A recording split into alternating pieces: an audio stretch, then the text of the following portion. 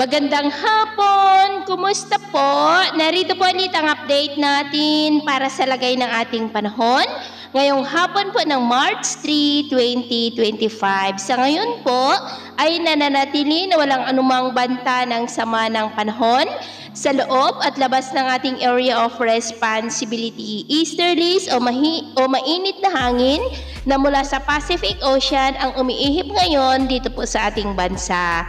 At sa ating long-range forecast, consistent pa rin na walang bagyo na namamataan na tatawid po sa ating kalupaan for the next 2 weeks. At sa lagay ng ating panahon, ngayong hapon po ay nakakaranas ng cloudy skies with isolated rains ang ilang bahagi ng Calabarzon, Bicol Region, Mimaro, Panay Island, Negros, Cebu, Bohol, Leyte, Samar Provinces, Sulu Archipelago, Northern Mindanao, Caraga, Davao Region at Sorsogon. At mamayang gabi po ay may chance pa rin ng mga isolated rains sa Ilocos Region, Aurora, Quirino, Nueva Ecija, Calabarzon, Bicol Region, Mimaro, Panay Island, Negros, Cebu, ilang bahagi ng Bohol, silangang bahagi ng Leyte, Samar Provinces, Surigao del Norte, Zamboanga del Norte, Misamis Oriental, Lanao Provinces, Davao at Sorsogon.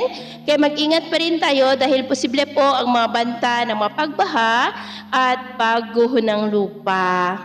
At sa atin naman pong mga baybayin, wala naman po tayong nakataas na anumang gale warning signals.